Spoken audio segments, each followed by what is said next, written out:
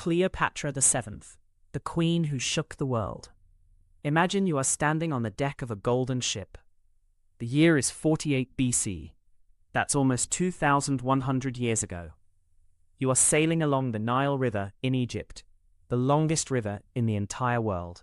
The air smells like smoke and river water and something sweet, like flowers mixed with perfume. The banks of the river are lined with thousands of people. They are cheering, they are bowing, they are throwing flower petals into the water. And at the center of all of it, standing tall, draped in silk robes that shimmer like the surface of the Nile itself, is a woman. She is young, barely older than some of your teachers, but her eyes are sharp and calm, like someone who has already seen more of the world than most people ever will. She speaks 7 languages. She has read every great book in one of the largest libraries on Earth. She has survived wars, betrayals, and assassination attempts, and she is not done yet. Her name is Cleopatra, and this is her story. Chapter 1: The World She Was Born Into. Welcome back, history explorers. Or if this is your first time here, welcome to a channel where we make history feel like the adventure it really was. Today we are diving deep, and I mean deep, into the life of one of the most famous and powerful people who ever lived, Cleopatra VII, Queen of Egypt. Now, before we get to Cleopatra herself, we need to understand the world she was born into. Because just like you can't understand a superhero without understanding their origin story, you can't understand Cleopatra without understanding ancient Egypt and the wild, complicated, sometimes terrifying world of the ancient Mediterranean. So let's set the scene. The year is 69 BC. That stands for before Christ, which is a way historians count years going backwards from the year 0. So 69 BC was about 2,090 years ago. Think about that for a moment. 2,090 years. The Roman Empire hadn't even reached its full power yet. Jesus hadn't been born yet. The Great Pyramids at Giza were already 1,500 years old. Ancient, even to ancient Egyptians. Egypt at this time was a kingdom that had existed for thousands of years, one of the oldest civilizations in the entire world. It was rich beyond imagination. The Nile River flooded every year, leaving behind the most fertile soil on earth, which meant Egyptian farmers could grow enormous amounts of food.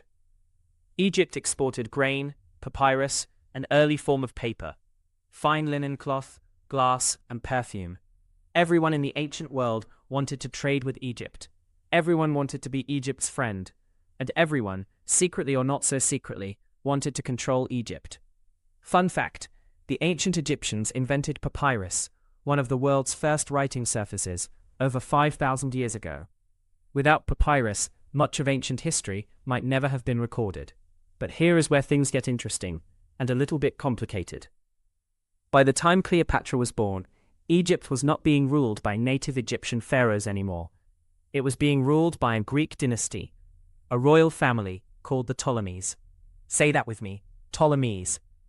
The Ptolemies had come to power about 250 years earlier, after the death of one of history's greatest conquerors, Alexander the Great. Alexander had swept through Egypt in 332 BC, been welcomed as a liberator, and declared himself pharaoh. But he kept moving, conquering Persia, Afghanistan, and reaching as far as India. And when he died in 323 BC, his generals divided up his enormous empire between themselves. One of those generals was a man named Ptolemy, and he claimed Egypt for himself. The Ptolemaic dynasty ruled Egypt for nearly 3 centuries. They were Greek in language and culture. But they were smart enough rulers to adopt Egyptian customs, worship Egyptian gods, and call themselves pharaohs, god-kings and god-queens in the Egyptian tradition. Most of them, though, never even bothered to learn the Egyptian language. They spoke Greek, held Greek court, and surrounded themselves with Greek advisors. Until Cleopatra, but we're getting ahead of ourselves. By the time Cleopatra was born, around 69 BC, the Ptolemaic dynasty had become quite a mess. There had been palace intrigues, family murders, and power struggles for generations. The royal family was famous for being dramatic, and not always in a good way. Brothers married sisters, parents plotted against children, cousins poisoned cousins. Yeah, it was a lot. And the other major power looming over all of this, watching Egypt with hungry eyes, was Rome. Rome was the superpower of the ancient world. Its armies were legendary. Its generals were ambitious. And Rome had a habit of slowly absorbing neighboring kingdoms, sometimes through war, sometimes through political pressure, and sometimes just by making deals so favorable to Rome that the smaller kingdom ended up completely dependent on Roman goodwill. Egypt was wealthy enough to hold on, for now. But everyone in the royal palace in Alexandria knew the truth. Egypt existed in Rome's shadow, and if the Ptolemies weren't careful, Egypt would end up just another province, another corner of the Roman Empire. This is the world Cleopatra VII was born into, somewhere around 69 BC. A world of ancient power, a world of Greek sophistication, a world under the shadow of Roman ambition. And into the middle of all of it came a girl who would change everything. Keep watching, because Cleopatra's childhood was anything but ordinary. Chapter 2: Princess of Alexandria. Cleopatra was born in the great city of Alexandria, Egypt, a city that was at the time quite possibly the most magnificent city in the entire world. Alexandria had been founded by, you guessed it, Alexander the Great, back in 331 BC. It was built right on the coast of the Mediterranean Sea, with a massive, world-famous harbor. Ships from Greece, Rome, Carthage, Persia, Arabia, and India all docked there. The markets were overflowing with goods from every corner of the known world. Spices from India, silks from China, ivory from Africa, gold from Nubia. Fun fact, Alexandria's famous lighthouse, the Pharos of Alexandria, was so tall it could be seen from 35 miles out at sea. It was considered one of the 7 wonders of the ancient world, and stood for over 1,500 years before an earthquake knocked it down. But the most famous thing about Alexandria wasn't its harbor or its lighthouse. It was its library. The Great Library of Alexandria was the most important collection of knowledge in the ancient world. Scholars estimated it held anywhere from 40,000 to 700,000 papyrus scrolls, which were the books of the ancient world. Imagine the biggest library you've ever seen. Now multiply it by 100. That still might not be enough. The library attracted the greatest thinkers, mathematicians, doctors, poets, and scientists from across the world. People came to Alexandria to learn. People came to exchange ideas, debate philosophies, make discoveries. The mathematician Euclid, who basically invented the study of geometry that you'll learn in school, worked in Alexandria. The scientist Eratosthenes, who correctly calculated the circumference of the Earth more than 2,000 years ago, without any satellites or GPS, worked in Alexandria. This was the city where Cleopatra grew up. Now, we don't know everything about Cleopatra's childhood. Historical records from this period are patchy. Remember, we're talking about events from more than 2,000 years ago, and a lot of what was written down was later lost or destroyed. But we know some things for certain. Cleopatra's father was King Ptolemy XII, nicknamed Auletes, which means the flute player in Greek, possibly because he was known to enjoy playing music, which was a somewhat unusual hobby for a king. Her mother's identity is actually not completely certain to historians, though some believe she may have been a woman named Cleopatra V. Ptolemy XII had several children. Cleopatra had at least 3 siblings who would be important to her story: an older sister named Berenice, and 2 younger siblings, a brother named Ptolemy XIII, and a sister named Arsinoe. Yes, ancient Egyptian royals really did give all their kids the same few names over and over. Historians have to be very careful to keep track of which Ptolemy or which Cleopatra they're talking about, which is why our Cleopatra is always called Cleopatra VII or Cleopatra VII. Growing up in the royal palace of Alexandria meant growing up in extraordinary luxury. The Ptolemaic palace complex was enormous, a sprawling campus of buildings, gardens, and temples right on the edge of the harbor. There were jeweled floors, there were exotic animals, there were banquet halls that could hold hundreds of guests. But don't think for a second that Cleopatra spent her childhood just lounging around eating grapes and wearing crowns. She was being educated, and her education was extraordinary. Cleopatra studied at the Masion, the ancient world's version of a university, right there in Alexandria, connected to the Great Library. She studied mathematics, philosophy, astronomy, medicine, and rhetoric, which is the art of speaking and persuading people. She was trained by some of the finest scholars of her time. And then there was the languages. Ancient sources, particularly the historian Plutarch, who wrote about Cleopatra's life, tell us that Cleopatra could speak at least 7 languages fluently. She spoke Greek, her native tongue. She spoke Egyptian, which made her exceptional among the Ptolemaic rulers, most of whom never bothered to learn it. She also spoke Ethiopic, the language of the Nile kingdoms to the south, Hebrew, Aramaic, a language widely spoken across the Middle East, Arabic, and possibly Parthian, a language from the region of modern-day Iran. Think about that. 7 languages. You might be learning your second language in school right now, maybe Spanish or French or another language.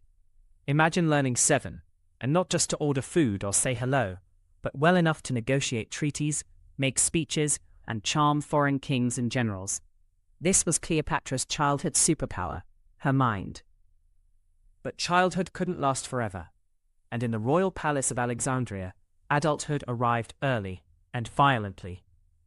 When Cleopatra was about 11 or 12 years old, something happened that would shape the rest of her life.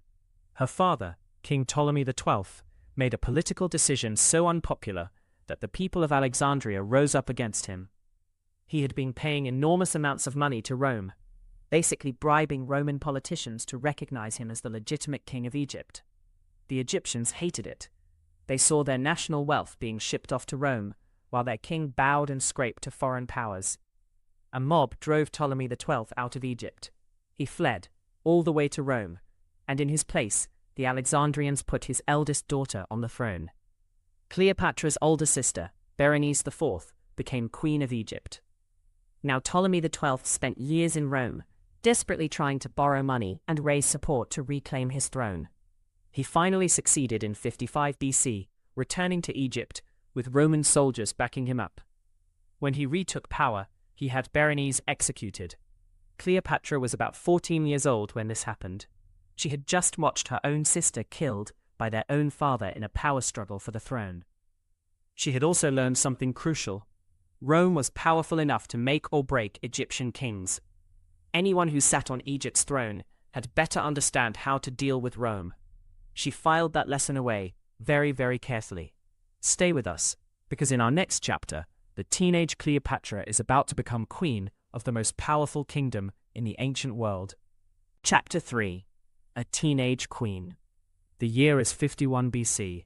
Cleopatra is approximately 18 years old. Her father, Ptolemy XII, is dying.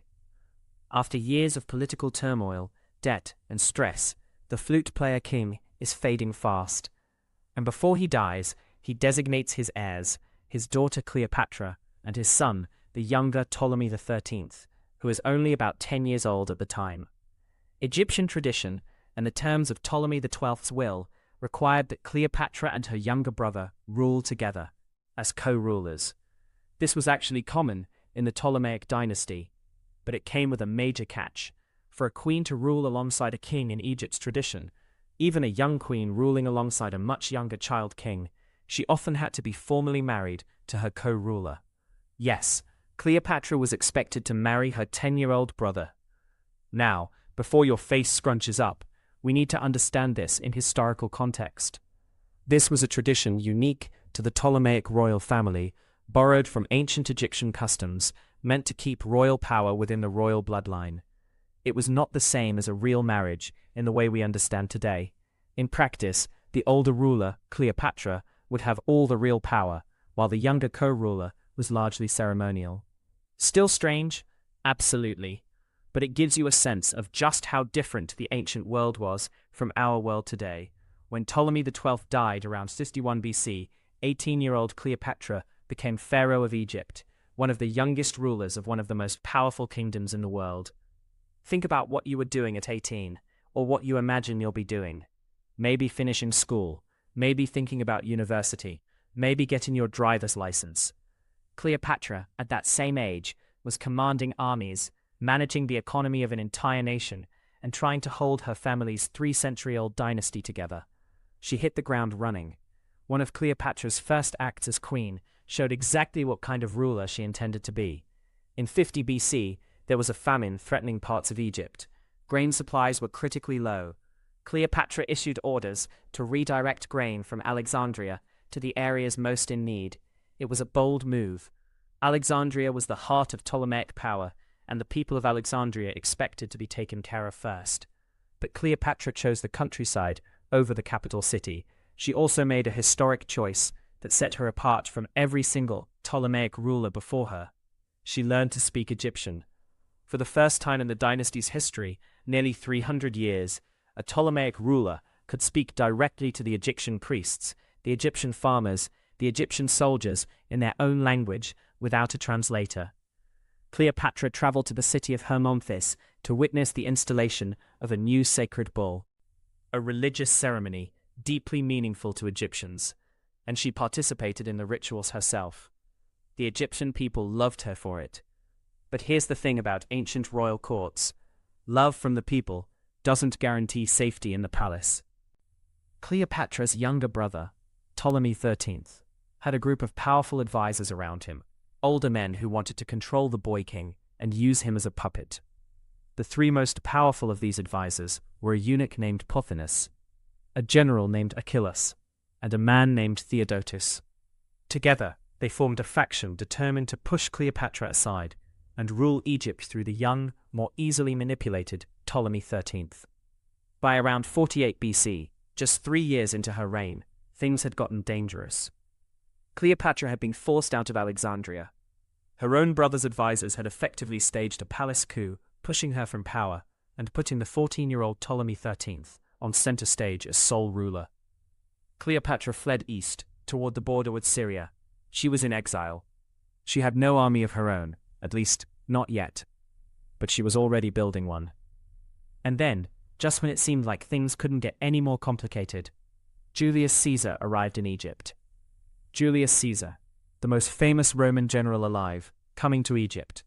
And everything, absolutely everything, was about to change. Chapter 4: Caesar, a carpet, and a daring plan. Julius Caesar. Let's talk about him for a moment, because this man is going to be very important to Cleopatra's story. By 48 BC, Julius Caesar was one of the most powerful men in Rome. He was a brilliant military general who had conquered Gaul, modern-day France, adding enormous territory and wealth to Rome's empire. He was also a political genius, charming and calculating in equal measure. He had a rivalry with another powerful Roman general named Pompey, and this rivalry had grown so intense that it had torn Rome apart into a civil war. Yes, Rome, the superpower that everyone else had to be careful of, was now fighting itself. In 48 BC, Caesar defeated Pompey's forces at the Battle of Pharsalus in Greece. Pompey fled, and where did he flee? Egypt. He thought Egypt would be a safe haven. He thought King Ptolemy XIII would protect him. He was wrong. Ptolemy XIII's advisors, particularly the scheming Pothinus, made a cold calculation. Rome was clearly going to be dominated by Caesar. Pompey was a losing bet. So when Pompey arrived on the Egyptian coast, asking for protection, they had him assassinated on a small boat just offshore. They then presented Caesar with Pompey's severed head as a gift when Caesar arrived in Alexandria shortly after. Caesar, far from being pleased, was reportedly horrified. Pompey had been his rival, yes, but he had also been a Roman, a former colleague, and even Caesar's son-in-law. To see him murdered by foreign advisors felt like an insult to Roman dignity. Caesar set up in the royal palace of Alexandria. He was now in Egypt, and Egypt's political chaos was right in front of him. Both Cleopatra and Ptolemy XIII were claiming to be the rightful ruler of Egypt, and Caesar needed to sort it out because Egypt was too important, too wealthy, too much of a grain supplier to Rome to be left in chaos. Cleopatra needed to get to Caesar. She needed to make her case to him personally. She needed him on her side. There was just one problem. She was in exile. She was on the wrong side of the border, and the city of Alexandria was crawling with soldiers loyal to her brother. If she tried to enter the city openly, she would be captured or killed. So she came up with a plan. According to the ancient historians, particularly Plutarch, who wrote detailed accounts of her life, Cleopatra arranged to be smuggled into the palace inside a rolled-up bundle of bedding or carpet. A merchant named Apollodorus carried the bundle on his shoulders, past the guards, right into the rooms where Caesar was staying. And when the bundle was unrolled, out stepped Cleopatra. Now, historians have debated the exact details of this story. Was it really a carpet? Was it bedding? Exactly how did it work? The precise details may have been embellished over the centuries. But the core of the story, Cleopatra secretly smuggling herself into Caesar's presence for a private audience, is widely accepted as historically real. And whatever happened in that room, it worked. Caesar was captivated by her. And it's important to understand why. Because movies and stories often make it seem like it was purely romantic. Like Caesar just thought she was beautiful. But Cleopatra was far more than that. She was brilliant. She was witty. She spoke Greek fluently, the language of educated people throughout the ancient world. She talked politics, philosophy, strategy. She argued her case for the throne with intelligence and passion. Ancient sources describe her voice as mellifluous, which means sweet and musical, and her conversation as utterly compelling. One ancient writer, Plutarch, said of her, "It was a pleasure merely to hear the sound of her voice, with which, like an instrument of many strings, she could pass from one language to another." She was, in short, the most interesting person Caesar had met in a long time. Caesar decided to back Cleopatra. Ptolemy XIII's advisors were furious. They had not expected this. Pothinus began plotting against Caesar himself, while Achillas the general marched on Alexandria with a huge army, trapping Caesar, Cleopatra, and a relatively small force of Roman soldiers inside the royal palace quarter of the city. What followed was the Alexandrian War, a messy, dangerous siege that lasted from late 48 BC into early 47 BC. Caesar's forces were dramatically outnumbered. At one point, they had to fight their way to control of Alexandria's harbor, and Caesar himself was said to have jumped from a dock and swum to safety, holding important documents above his water. Fun fact, during the fighting in Alexandria's harbor, a fire broke out, and some ancient sources claim it spread to part of the Great Library, destroying thousands of irreplaceable scrolls. Historians still debate exactly how much of the library was destroyed at this time, but it remains one of history's great tragedies.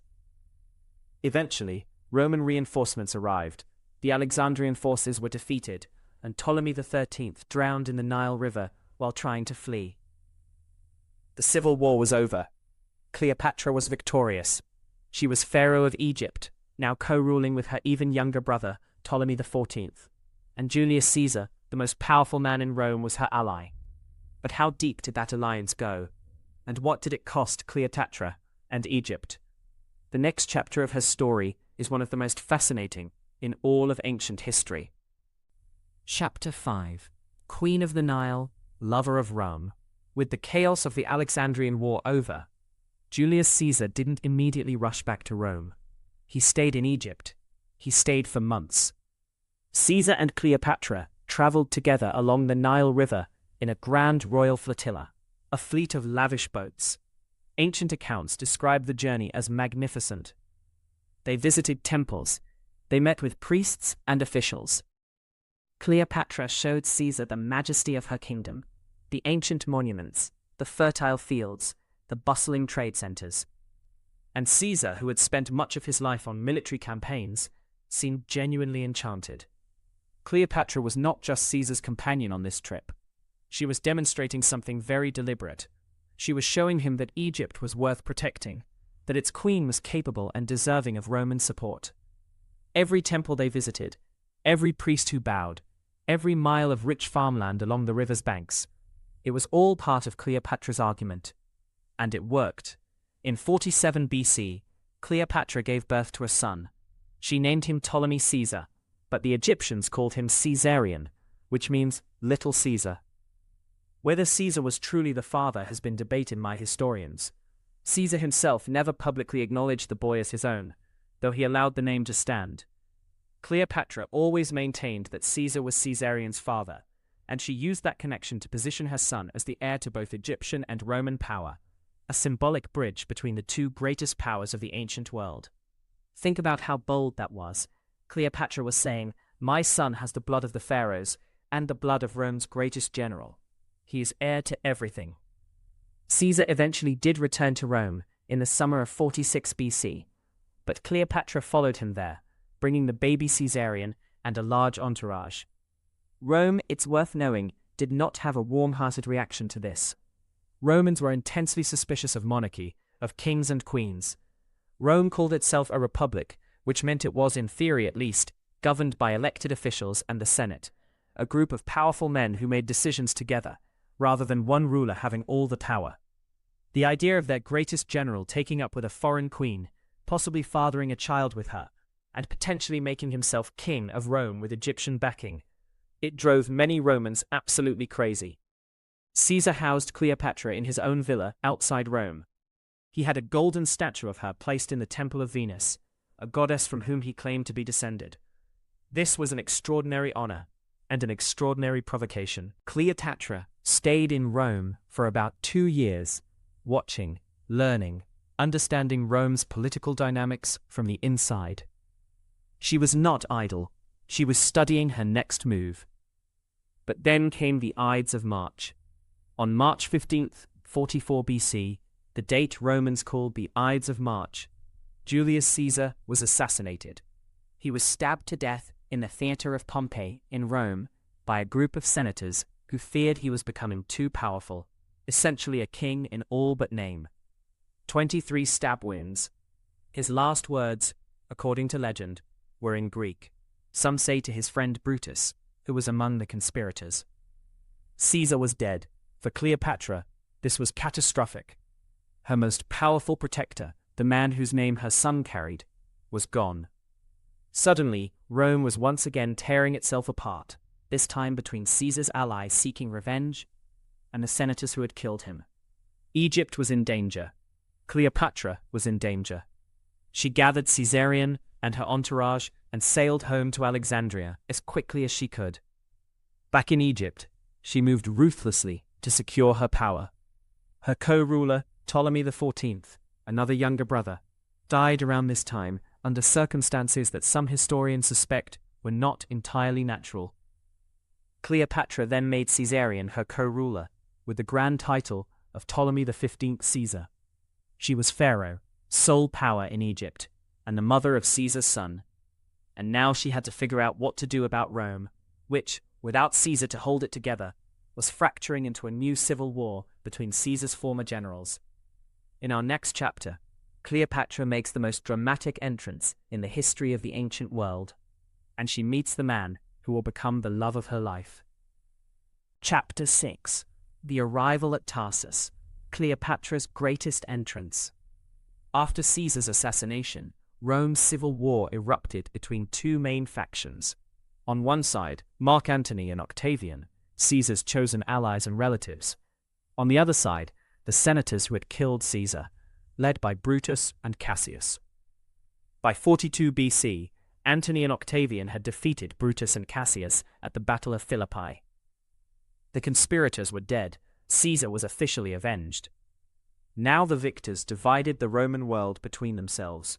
Octavian took the west, including Rome itself. Mark Antony took the east, including the vital, wealthy regions around the Mediterranean's eastern shores, which put Egypt squarely in Mark Antony's domain of influence. Mark Antony needed money for his military campaigns. Egypt had money. Antony summoned Cleopatra to meet him in the city of Tarsus, in what is now southern Turkey, to explain herself, and presumably to get her financial support for his planned wars against Parthia, a powerful empire to Rome's east. The summons was a power move, Rome calling Egypt to come and explain its loyalty. It was essentially Rome treating Egypt like a subject that needed to report to its master. Cleopatra's response was one of the most spectacular power moves in all of history. She didn't just come to Tarsus, she made an entrance. Ancient historians, particularly Plutarch, described what happened next in vivid, almost unbelievable detail. Cleopatra sailed up the Cydnus River toward Tarsus on a barge unlike anything the city had ever seen. The stern, the back of the ship, was made of gold. The sails were purple and perfumed. The oars were made of silver and dipped into the water to the rhythm of flutes and lyres and harps. Cleopatra herself reclined beneath a canopy of golden cloth, dressed as Aphrodite, the Greek goddess of love and beauty. On either side of her stood young boys dressed as Cupid, fanning her. Her attendants were dressed as sea nymphs. The whole scene was scented. Perfumes burned in braziers aboard the ship, and the wind carried the sweet smell ahead of the vessel to the city's shores. The people of Tarsus flooded out of the city to see the spectacle. They ran to the riverbanks. They lined the harbor. Merchants abandoned their stalls.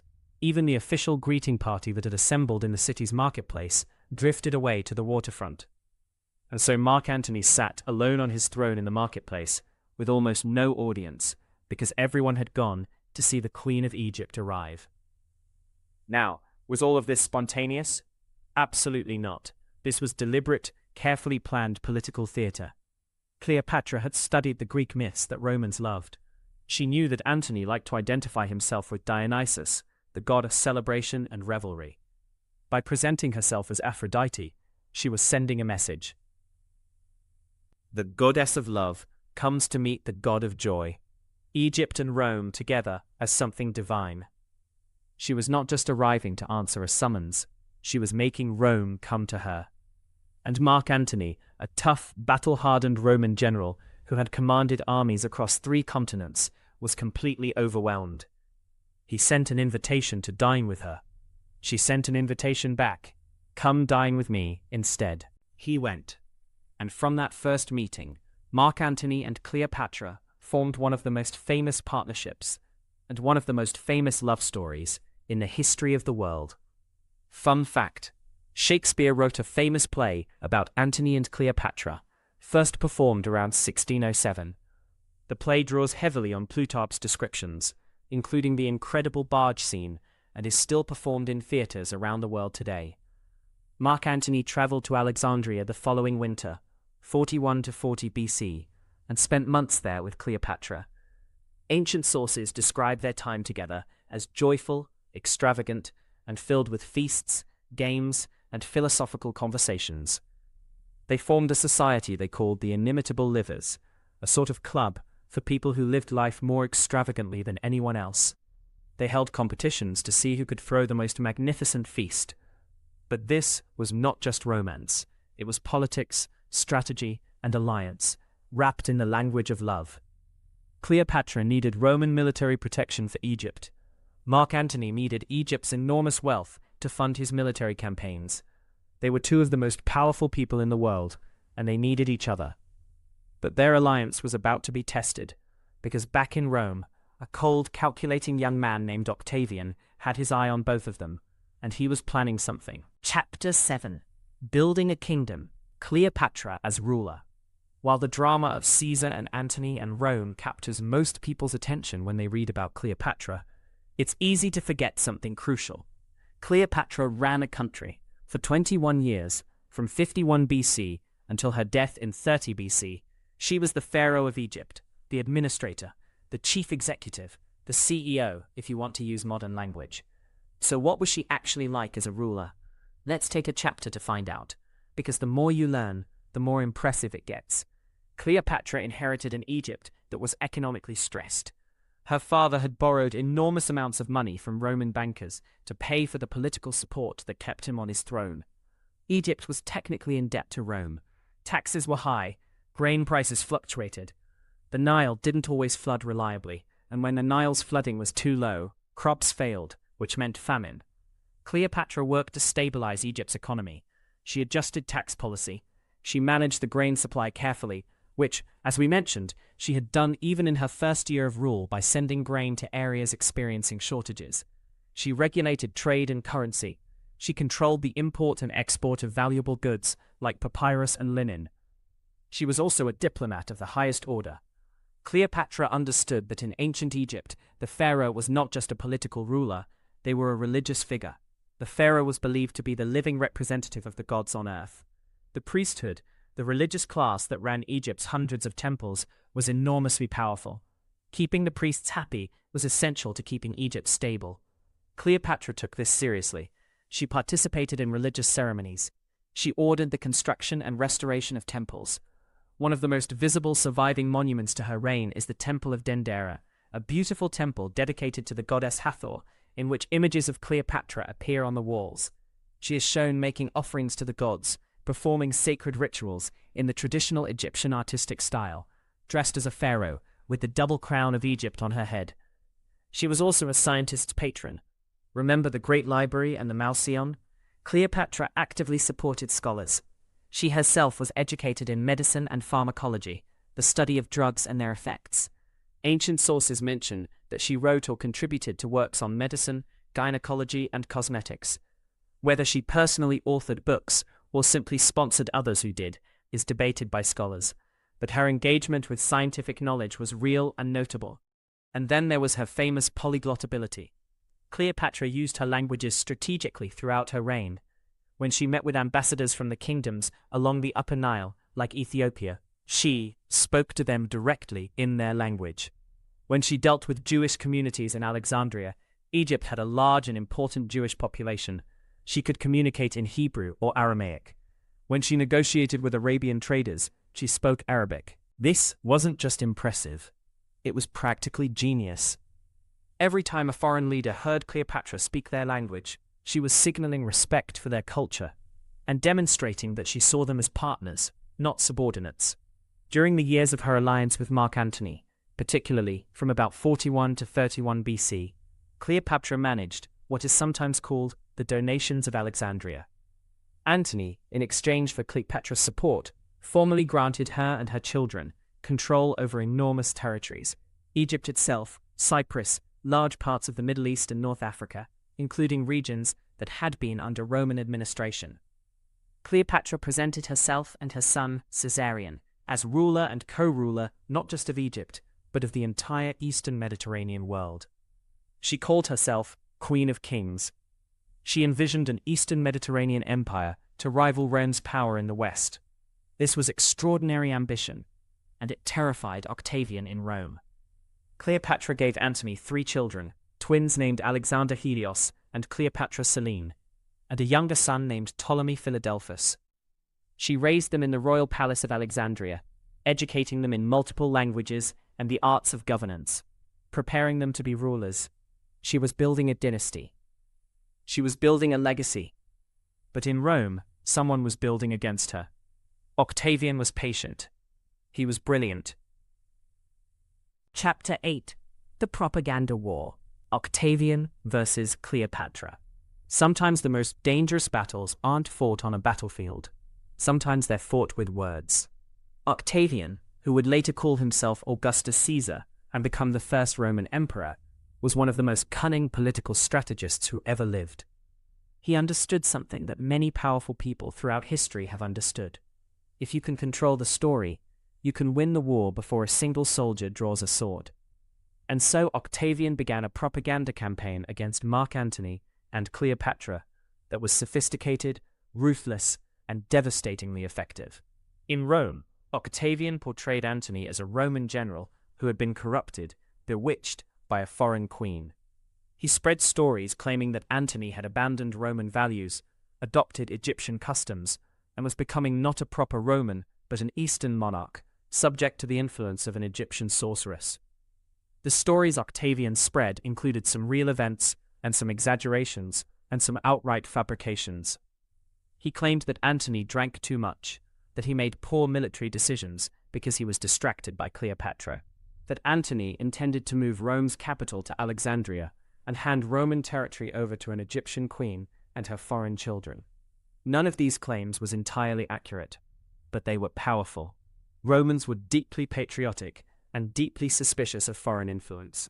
The image of their great general bowing to a foreign queen who dressed as a goddess and claimed divine power, played on Roman fears and prejudices. Cleopatra was painted not as a brilliant ruler and Rome's ally, but as a dangerous temptress who threatened Roman civilization itself.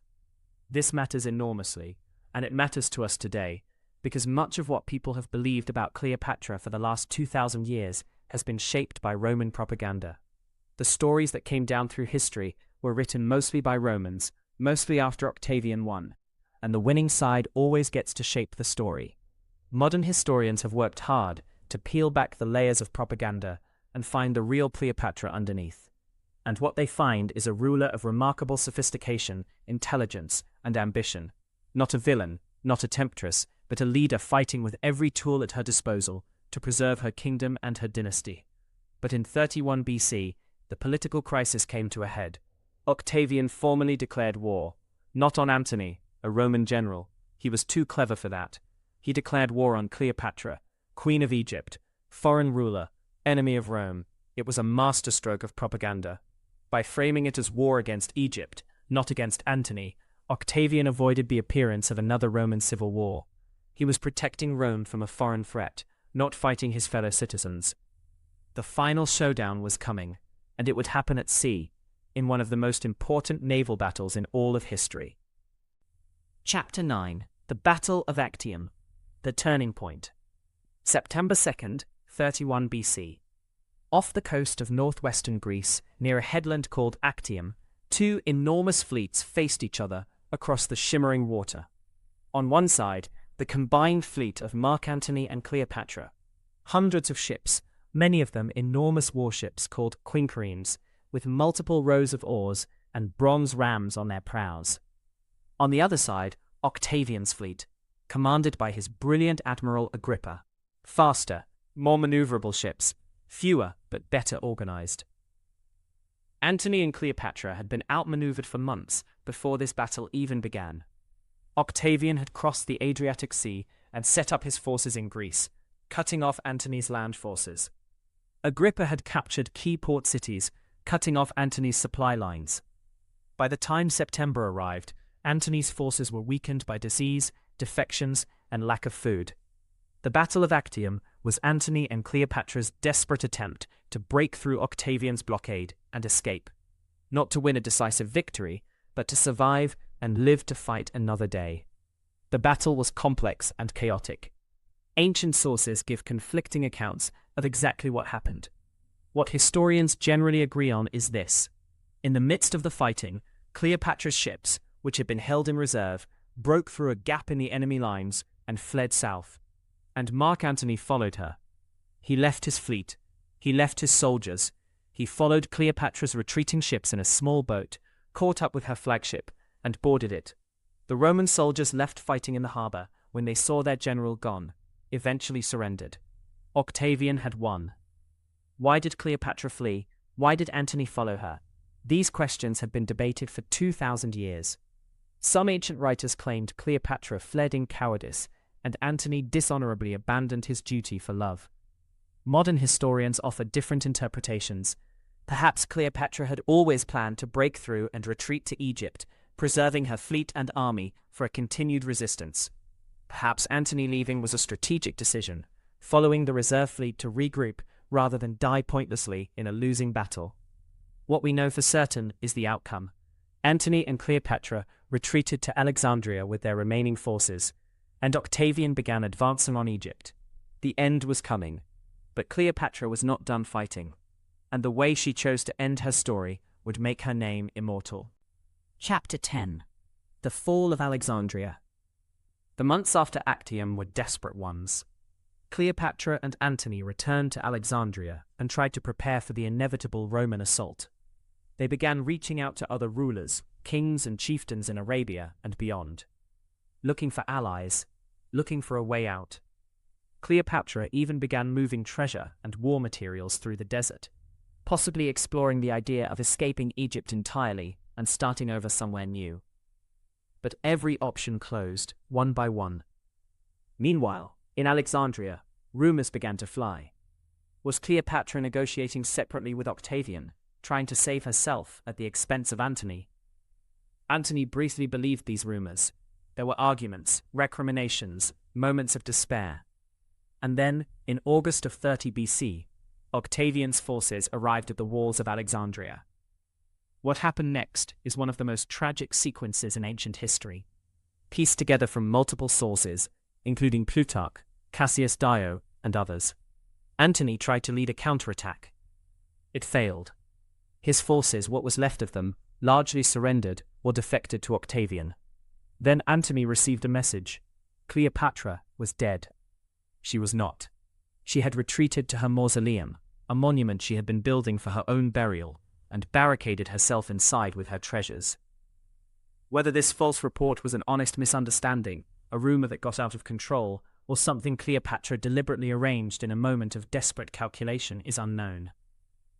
But Antony, hearing that Cleopatra was dead, decided he did not want to live.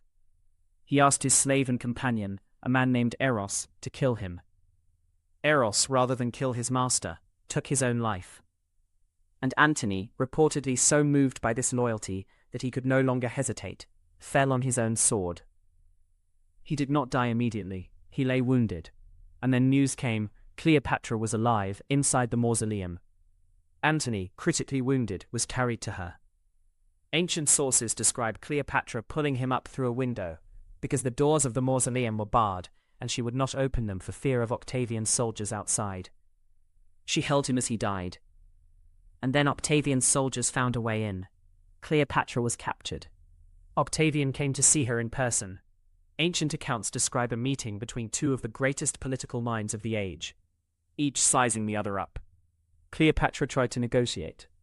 She showed Octavian accounts of the royal treasury, perhaps trying to establish her value as an ally rather than a prisoner. Octavian was polite but firm. He intended to take her to Rome. The Romans had a tradition for conquered enemies. They were displayed in the Triumphus, the victory parade. A Roman general who had conquered foreign territory would march through Rome, showing off the captured enemy ruler in chains before the cheering crowd. Octavian intended Cleopatra to be his trophy. She knew it. She had seen images of Julius Caesar's triumph, seen how conquered rulers were humiliated in front of Roman crowds. She had no intention of allowing that to happen. Cleopatra made her final decision, and in our last chapter, we witness the final act of one of history's most extraordinary lives. Chapter 11. The Death of a Queen. On or around August 12, 30 BC, Cleopatra VII, Queen of Egypt, Pharaoh, last of the Ptolemaic dynasty, died. She was 39 years old. The exact manner of her death has been debated by scholars for 2,000 years. The most famous story, the one that has captured the imagination of writers, painters, and filmmakers ever since, is that she was killed by the bite of an asp, a type of Egyptian cobra. Ancient sources, including Plutarch, describe how Cleopatra requested a final meeting with Octavian, had herself bathed and dressed in her royal robes, and then sent Octavian a sealed letter asking to be buried beside Antony. By the time Octavian's guards rushed to the mausoleum in response to the letter, she was already dead. Two of her serving women, named Iras and Charmian, were also dead or dying beside her. According to ancient accounts, one of Octavian's soldiers cried out to the dying Charmian, "Was this well done of your mistress?" And Charmian is said to have replied, "Extremely well, as became the descendant of so many kings." Whether it was truly a snake, or a poison-tipped needle, or simply a vial of poison that she had concealed, scholars continue to debate. What is not debated is that Cleopatra chose the manner and moment of her own death. She would not be marched through Rome in chains. She would not be made a spectacle. She would die as she had lived, on her own terms. Octavian was reportedly furious. He had wanted his trophy. He gave her a proper burial, as she had requested in her letter, alongside Antony in Alexandria. Caesarion, her son with Julius Caesar, was captured shortly after and executed on Octavian's orders. He was 17 years old. The three younger children, Antony's children, were sent to Rome, where they were raised by Antony's wife Octavia. Cleopatra Selene, the twin daughter, eventually became a queen in her own right, ruler of the kingdom of Mauritania in North Africa. Something of Cleopatra's ambition lived on in her daughter. Egypt became a Roman province. The 300-year Ptolemaic dynasty was over. One of the oldest civilizations in the world now flew Roman eagles over its temples. But the story of Cleopatra was far from over, because she had already become something that no Roman conquest could undo, a legend. Stay with us, because in our final chapter, we look at what Cleopatra's legacy means for the world we live in today. Chapter 12. Legacy: Why Cleopatra Still Matters. 2,050 years have passed since Cleopatra died, and yet, her name is still one of the most recognized names in the entire history of the world. She has been the subject of more plays, novels, paintings, operas, and movies than almost any other historical figure. Shakespeare wrote about her. Elizabeth Taylor played her in one of the most expensive films ever made. Her face has appeared on coins, murals, and magazine covers. But why? Why does Cleopatra matter so much 2 millennia later? Let's break it down. First, she was the last independent ruler of ancient Egypt. When she died, an era ended. The civilization that had built the pyramids, invented writing on papyrus, developed early mathematics and medicine, created a rich artistic tradition that spanned 3,000 years. That civilization lost its independence forever. Egypt would not rule itself again for nearly 2,000 years. Cleopatra was the last pharaoh. That alone makes her historically monumental. Second, she demonstrated what a woman could achieve in a world almost entirely dominated by men. In the ancient world, women rarely held political power openly. They were often property, often silenced, often made invisible by history. Cleopatra was the opposite of invisible. She ruled one of the world's most powerful kingdoms for 21 years. She negotiated face-to-face with the most powerful men in the world. And more often than not, she held her own. She made decisions about war and peace, trade and taxation, religion and diplomacy. She was a head of state in a world that almost never gave women that title. Third, she was a scholar and an intellectual in an age when women's education was often neglected. Her mastery of 7 languages, her knowledge of science and medicine and philosophy, her engagement with the greatest library and university of the ancient world. These things remind us that brilliance is not a matter of gender or nationality or circumstance. It's a matter of determination and opportunity. Fun fact: today, a growing number of historians and archaeologists are working to rediscover Cleopatra's actual tomb, which has never been found. Some researchers believe it may be located near the ancient city of Taposiris Magna, west of Alexandria. The search is still ongoing. Fourth, and this is important for us to sit with, Cleopatra's story reminds us how much history can be distorted by the winners. The Cleopatra we've often heard about, the dangerous seductress, the extravagant queen, the bewitcher of Roman generals, is largely the Cleopatra that Octavian's propaganda machine created. The real Cleopatra was something far more complex and admirable, a strategically brilliant ruler who used every tool available to her to protect her kingdom and her people in impossible circumstances. She didn't win in the end, but she fought brilliantly, creatively, relentlessly, until the very last moment. Let's do a quick recap of who Cleopatra VII really was. She was a fluent speaker of at least 7 languages, the first Ptolemaic ruler to learn Egyptian. She was a student of mathematics, philosophy, astronomy, and medicine at the greatest center of learning in the ancient world. She ruled Egypt for 21 years, longer than many pharaohs in Egypt's history. She stabilized Egypt's economy during a period of enormous external pressure. She built and restored temples, maintaining the religious traditions of Egypt's people. She formed strategic alliances with the 2 most powerful men in the Roman world, not out of weakness, but out of shrewd political calculation. She fought to preserve Egyptian independence against the most powerful empire on earth. She died on her own terms, refusing to be made a spectacle or a slave. Is that the story you had heard about Cleopatra before today? Maybe some of it, maybe not all of it. And that's why we tell these stories. Because when we dig below the surface, below the legends, below the propaganda, below the movies, we find something more complicated, more human, and more inspiring than the simplified version. We find a real person, a real woman, a brilliant, ambitious, sometimes desperate, always calculating, deeply human person who lived in extraordinary times and rose to meet them with extraordinary force. Her image still stands on the walls of the Temple of Dendera. You can go there today to Egypt and look up at the carved stone and see her face, still there, still watching, 2,000 years later. She is still a pharaoh, she is still a queen, and her story will never be entirely finished. Closing reflection. So what can we take from Cleopatra's life? I want to leave you with 3 things to think about. The first is this: knowledge is the most powerful weapon there is. Cleopatra could have ruled Egypt relying purely on wealth and armies. Instead, she invested in her own mind, her languages, her education, her understanding of religion and science and politics. And it was her mind that gave her every advantage she ever had. Whatever you're learning right now, in school, from books, from the people around you, that knowledge is building something. It's building you. Don't underestimate it. The second thing, how we tell stories matters. Cleopatra's story was distorted by people who wanted to use her image for political purposes, to make themselves look good and their enemies look bad. That's still something that happens in our world today.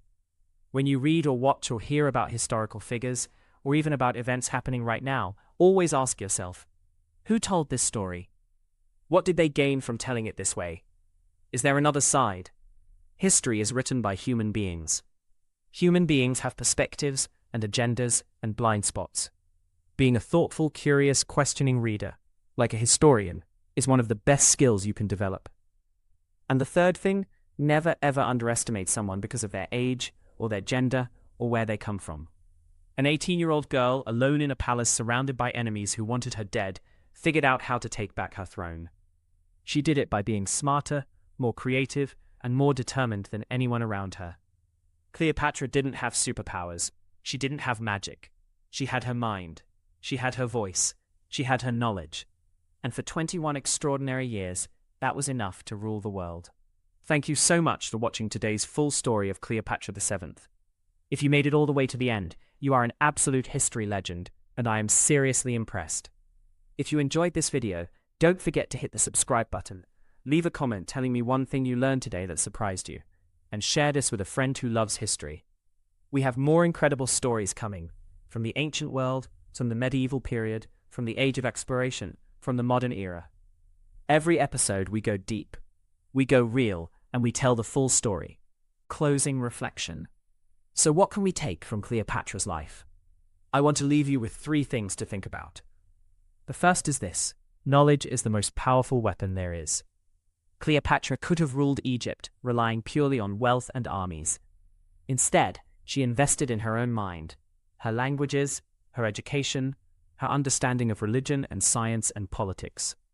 And it was her mind that gave her every advantage she ever had. Whatever you're learning right now, in school, from books, from the people around you, that knowledge is building something. It's building you. Don't underestimate it. The second thing, how we tell stories matters. Cleopatra's story was distorted by people who wanted to use her image for political purposes, to make themselves look good and their enemies look bad. That's still something that happens in our world today. When you read or watch or hear about historical figures, or even about events happening right now, always ask yourself, who told this story? What did they gain from telling it this way? Is there another side? History is written by human beings. Human beings have perspectives and agendas and blind spots. Being a thoughtful, curious, questioning reader, like a historian, is one of the best skills you can develop. And the third thing, never ever underestimate someone because of their age, or their gender, or where they come from. An 18-year-old girl, alone in a palace surrounded by enemies who wanted her dead, figured out how to take back her throne. She did it by being smarter, more creative, and more determined than anyone around her. Cleopatra didn't have superpowers. She didn't have magic. She had her mind. She had her voice. She had her knowledge. And for 21 extraordinary years, that was enough to rule the world. Thank you so much for watching today's full story of Cleopatra VII. If you made it all the way to the end, you are an absolute history legend, and I am seriously impressed. If you enjoyed this video, don't forget to hit the subscribe button, leave a comment telling me one thing you learned today that surprised you, and share this with a friend who loves history. We have more incredible stories coming, from the ancient world, from the medieval period, from the age of exploration, from the modern era. Every episode we go deep, we go real, and we tell the full story.